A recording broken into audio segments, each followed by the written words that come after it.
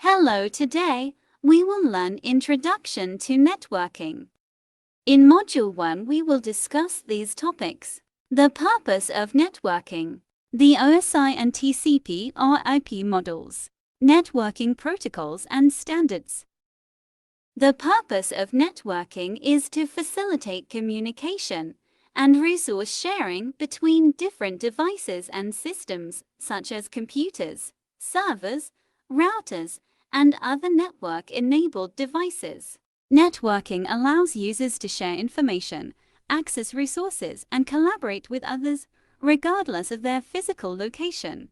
Networking enables users to access and share data, such as files, documents, and multimedia content, over a variety of communication channels, such as wired and wireless connections, LANs, local area networks, WANs, wide area networks, and the Internet.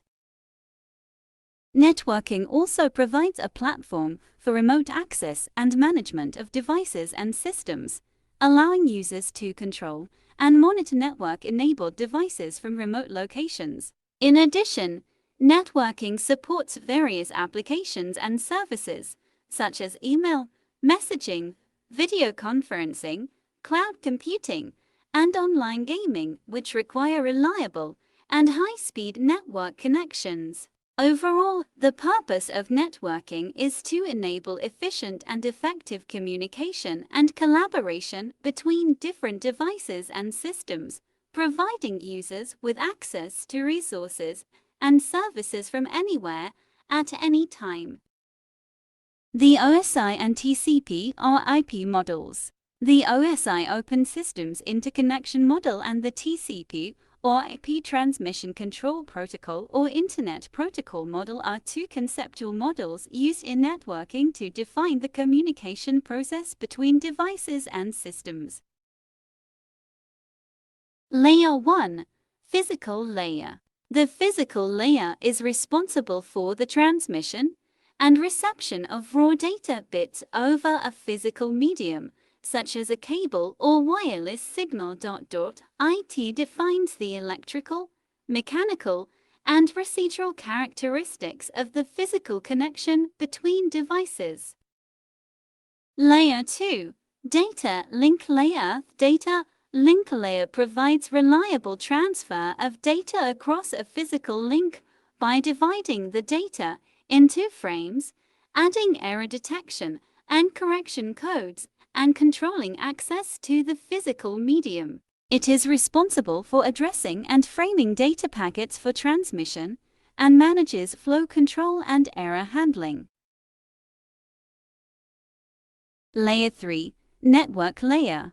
The network layer provides logical addressing and routing of data between different networks and determines the best path for data transmission based on network conditions and congestion. It also performs fragmentation and reassembly of data packets and handles congestion control and error recovery. Layer 4. Transport layer. The transport layer provides end-to-end communication between applications on different hosts and ensures reliable delivery of data by establishing connections, managing data flow, and providing error recovery and retransmission. It also supports segmentation and reassembly of data and multiplexing and demultiplexing of data streams. Layers 5-7. Session, presentation, and application layers. The upper layers of the OSI model are responsible for the presentation, formatting, and interpretation of data and provide user-level services such as file transfer, email, and web browsing. The session layer establishes and maintains connections between applications, while the presentation layer handles data encryption, compression, and conversion to a common format. The TCP or IP model, on the other hand, is a four-layer model that describes the communication process in terms of four functional layers. The four layers of the TCP or IP model are: application layer. The application layer is the top layer of the TCP or IP model.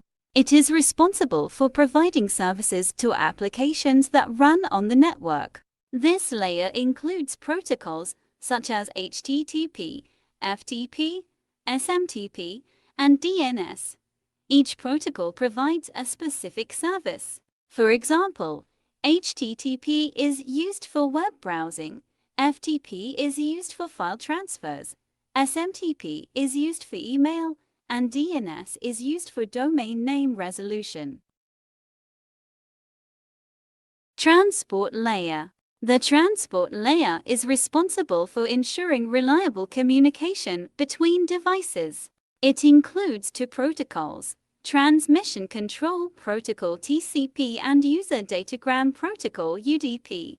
TCP is used for reliable data transmission, while UDP is used for faster transmission with no guarantee of delivery. The transport layer also includes port numbers, which are used to identify the application or service being used.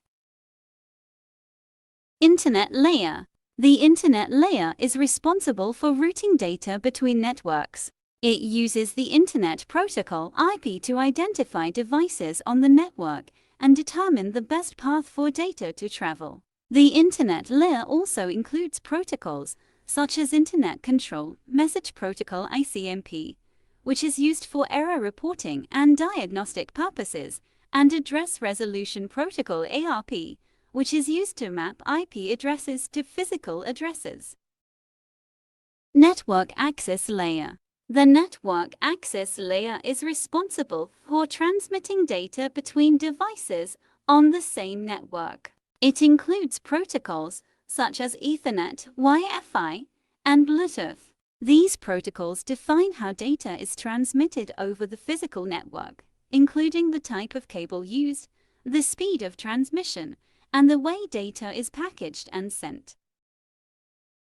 Networking protocols and standards. Networking protocols and standards are essential for ensuring compatibility and interoperability between different devices and systems in a network. They define how devices communicate with each other and how data is transmitted over the network. Here are some common networking protocols and standards.